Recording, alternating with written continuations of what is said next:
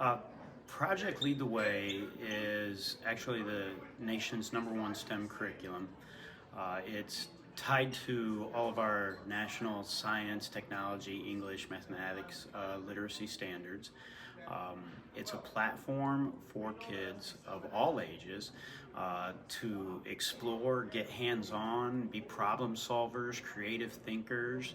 6 through 12, we have the Gateway program, and so in 6th grade they get exposed to units in CSIM, which is computer science for innovators and makers, and that satisfies some nice science standards. And then they move on to design and modeling and automation and robotics their 7th and 8th grade year, getting a semester of each. I teach primarily the class automation and robotics, and so the kids will learn basic mechanisms and how they work, seeing how an input messes with an output, and then also very basic coding skills. It is hands-on.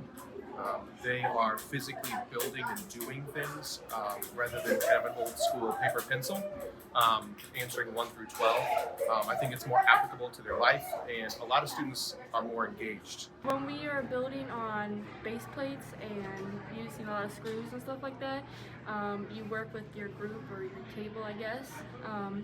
We've done multiple projects together. It's cool. It's cool to see motors turn on and just start stuff up with codes. We're doing a project with circuit boards, with batteries, copper tape, and lights, and then use these as the light switches to turn them off and on. We're working on coding where we use stop, wait, and start, To run a motor. Yeah. That's connected to our computer. So the hard skills that we're teaching these kids, we teach them some coding, some basic coding skills. We teach them some basic robotics skills, a lot of building and engineering type skills where they have to take a plan and basically see it from start to finish. So these are pre-engineering classes. So for the 7th grade, they're learning how to use AutoCAD Inventor and how to do 3D modeling and design. And then as an 8th grader, they're doing automation and robotics. In my class, I'm working on a Uber Eats car that delivers food, and you have to get past obstacles on the way there. I'm making a sign for my street water shop, okay? And we had to make a switch to make the sign turn. So I thought maybe I should do hydropower with the street water underground underneath the sign. I think one of the most important soft skill that students learn is the problem solving and the critical thinking. So in our classes, we're constantly asking them to solve problems and use their brains in a way that they're not used to in some of their other classes.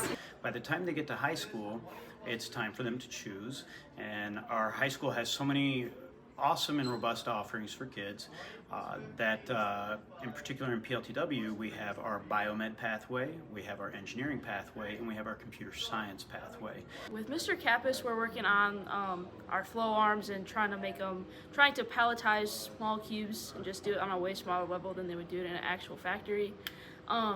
We are running some stuff on the laser engraver.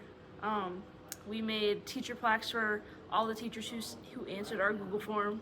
So they learn a lot of lab skills. So using a microscope, we learn aseptic technique with growing bacteria, DNA electrophoresis, how to use a micropipette, just lab skills that you're going to use in any science course. They have to work with others.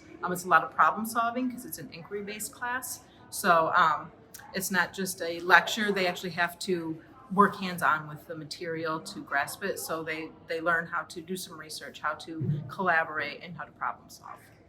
In Principles of Biomedical Science, one of my favorite tests was testing for blood type. And right now in human body systems, one of my favorite tests has been testing our various eyesights. So as a team, for instance, we would go to all these different stations and kind of go through what we could do and what we could see and all that.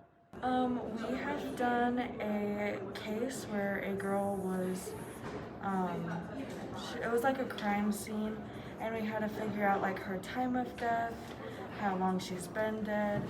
We had to figure out the placement of where her body is. We had to send labs about her hair and stuff like that. It's the skills. And the skills are universal through the Project Lead the Way curriculum. And some people call them soft skills, some people call them employability skills, but they are capable and ready to get to work, and they're a force that can be trained immediately by industry. So we've got a few feelers out there with some local business. They're wanting to come see our kids. These kids come to us as 7th graders. They've never had a class like this before. You know, a lot of these kids have not taken a STEM type class. They've not taken a class that, you know, doesn't always have just one right answer. They have to be able to work on their own with their own timelines. They also learn how to work with a group. They also learn that not every answer is the correct answer. There's many correct ones. When we did our like mechanism type things where we had to like build our stuff, I learned that even if like it doesn't work, we could still think of another way to actually do it. As you get paired up in groups in these PLTW classes, you learn a lot about how to work together with different people and see how you can combine your strengths and weaknesses to overcome different challenges. If you really are considering going into engineering like I am, you really have to like know how to communicate with people and to be like to divvy up the work and be like, hey, like I'm not gonna do this whole thing by myself. So like while I do this, make sure this happens, you do this over here, and then we'll come back and we'll make sure everything works together. Project Lead the Way has really given me a lot of critical thinking skills that I didn't have before. Right now, the way that I solve problems is completely different to when I was a child. I love that it's such real life experiences that they're doing.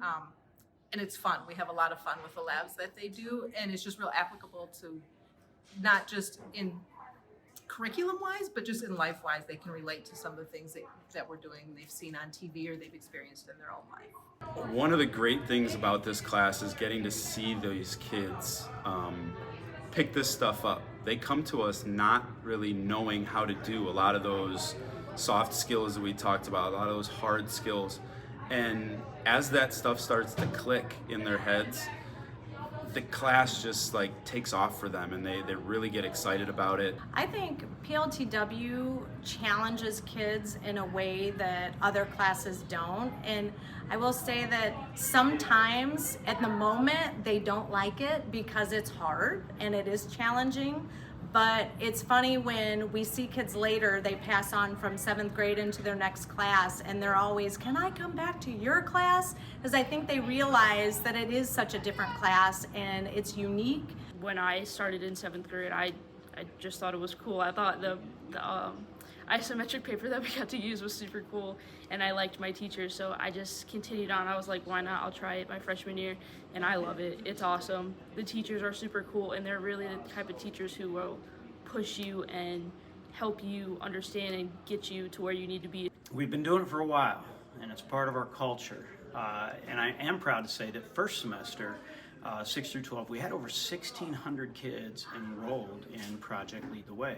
And we got our numbers for next year, and we're looking at 25% of them are young ladies.